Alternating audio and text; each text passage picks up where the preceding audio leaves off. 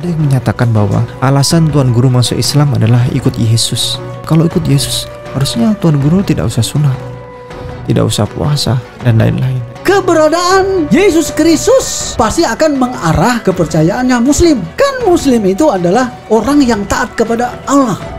Sekarang Yesus itu adalah taat kepada Allah. Dia katakan, engkau satu-satunya adalah Allah dan aku adalah utusan. Oleh karena itu maka tidak perlu lagi diragukan. Seorang masuk Muslim itu adalah mengikuti Yesus. Dan banyak pendeta menyangkal perkataan saya ini. Tapi itu fakta. Semakin kita menggali Alkitab, semakin membenarkan Al-Quran itu sendiri. Ini ada hubungan dengan perkataan Yesus, aku datang tidak membatalkan Taurat. Nah, apakah Allah berfirman turun-temurun harus disunat, lalu Allah batalkan? Hingga hari kiamat berarti. Itu perjanjian kekal. Justru yang melarang sunat itu justru adalah Paulus, Tuan Guru. Ini di Galatia.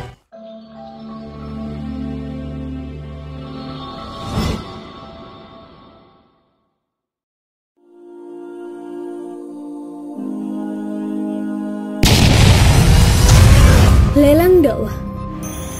Lukisan legendaris Hajar Aswad karya Meru Sandia.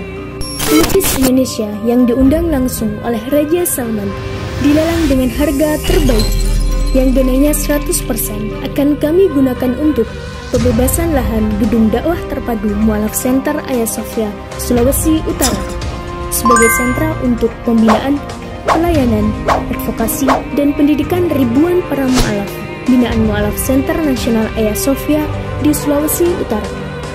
Dana yang dibutuhkan untuk pembebasan tanah seluas 550 meter dan bangunan seharga 550 juta rupiah. Lukisan legendaris Hajar Aswad ini dilelang dengan harga 8.500.000 rupiah saja untuk muslimin yang lebih dahulu menghubungi kami. Dan berdirilah benteng yang sederhana awal untuk mengabarkan kebenaran rahmatan lil alamin.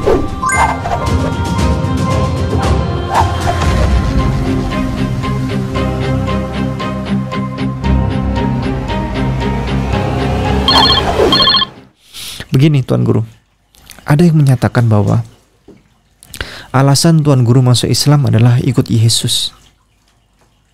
Ya.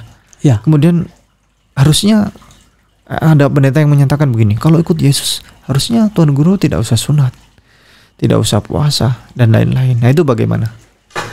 Sekarang kan kita ngerti ya, Yesus itu adalah jalan dan kebenaran. Jadi pengertiannya, apa yang dilakukan oleh Yesus kita ikuti. Yesus disunat, kita harus ikuti. Sekarang agama yang diberkati oleh Allah juga itu Yahudi. Negaranya diberkati. Banyak pemikir-pemikir keturunan Yahudi. Lalu apa kepercayaan mereka? Mereka juga disunat. Sekarang Yesus Kristus juga itu membasuh kaki murid-muridnya. Dia anjurkan untuk membasuh kaki.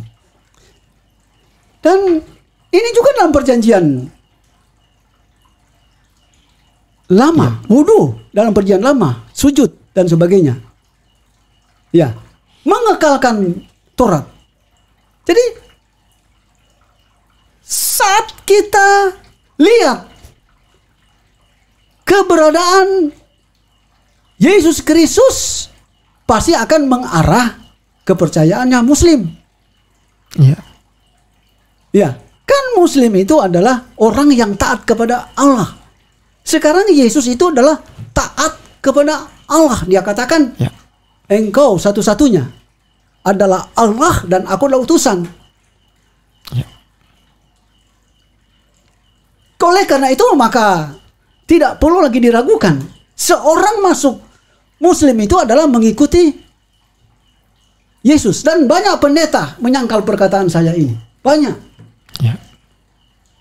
Tapi itu fakta. Semakin kita menggali Alkitab, semakin membenarkan Al-Quran itu sendiri. Ya ini pasti dibantah oleh para pendeta. Namun ini fakta. Ya, justru sunat, Yesus justru sunat. Ya, Yesus juga. Kenapa? Disunat. Kenapa malah tidak sunat? Ya, kan sunat. begitu. Nah, kemudian kalau agama Yahudi juga itu membantah sunat, lah kita berpikir. Itu dia. Iya. Tetapi mereka juga mengakui. Ya. Lalu mereka akui bahwa Yesus itu adalah nabi, Yesus adalah utusan.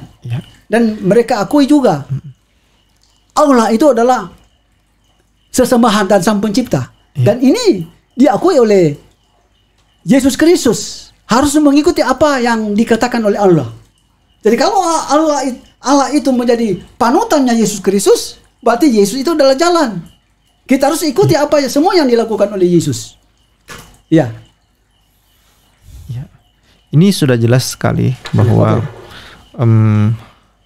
terkait sunat, Tuan Guru, hukumnya adalah wajib. Bukan hanya wajibnya mutlak, begitu Tuan Guru. Lagi firman Allah ini ada di Kejadian pasal 17 ayat 9 sampai 14. Lagi firman Allah kepada Abraham, dari pihakmu engkau harus memegang perjanjianku, engkau dan keturunanmu turun-temurun. Ini turun-temurun, Tuan Guru. Inilah perjanjianku yang harus kamu pegang. Perjanjian antara aku dan kamu serta keturunanmu. Aku dan kamu serta keturunanmu. Yaitu setiap laki-laki di antara kamu harus disunat. Haruslah dikerat kulit khatanmu, dan itulah akan menjadi tanda perjanjian antara aku dan kamu.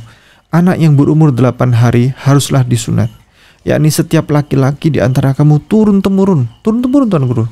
Ya, baik yang lahir di rumahmu maupun yang dibeli dengan uang dari salah seorang asing, tetapi tidak termasuk keturunanmu.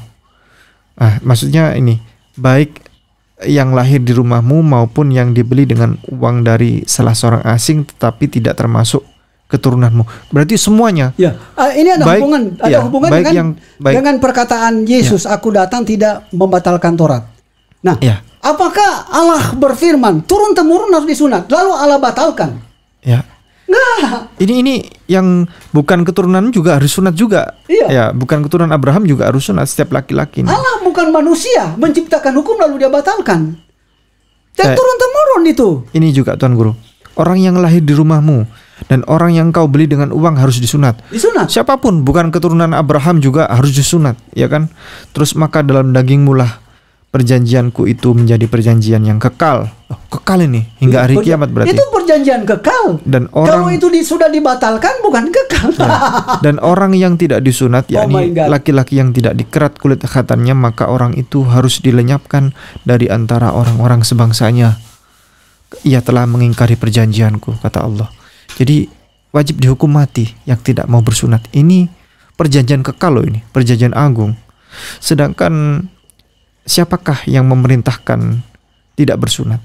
Justru yang melarang sunat itu bukan Yesus. Yang melarang sunat itu justru adalah Paulus, Tuan Guru. Paulus. Ini di Galatia pasal 5 ayat 2. Ini bukan Allah, bukan Yesus. Sesungguhnya aku Paulus. Sesungguhnya, aku, Paulus, berkata kepadamu. 2. Jikalau kamu menyunatkan dirimu, Kristus sama sekali tidak akan berguna bagimu. Iya. Nah, ini tambahan juga. Yeremia pasal 31. Ayatnya yang ke-3. Tetapi beginilah perjanjian yang kuadakan dengan kaum Israel. Sesudah waktu itu demikian firman Tuhan. Aku akan menaruh Tauratku ke dalam batin mereka dan menuliskannya dalam hati mereka. Maka aku akan menjadi Allah mereka. Artinya itu ditaruh di dalam batin dan hati, dipelihara dan dilakukan. Termasuk sunat. Termasuk sunat. Jadi itu kewajiban itu. Kewajiban. Yang yang dalam dunia kesehatan itu diakui oleh para dokter, termasuk dokter dokter Katolik. Saya ada kawan di Surabaya, dia dokter, bagus sekali orangnya. Oh ya? Kalau ada mualaf ke sana sunat gratis, bahkan menggunakan teknologi yang canggih ya. Itu bisa diketik di internet ya, di Google, namanya Rumah Sunat Surabaya. Itu sahabat kami, itu namanya Dr. Leo. Dr. Leo ini saudara kita dari Kristen dia. Dia juga menyatakan bahwa yang tidak bersunat berbahaya. Itu penyakitnya bisa banyak. Dia bisa buktikan itu di depan saya, itu dia menunjukkan bukti-bukti kalau tidak bersunat itu. Kan saya menyunatkan mualaf ya. Itu ketika disunat itu kotorannya banyak sekali. Oh iya. Kotorannya banyak sekali. Jadi memang sunat itu untuk kesehatan, walau bagaimanapun itu keharusan ya untuk bersunat. Oke, kita lanjut. Baik, kita lanjut Tuan Guru.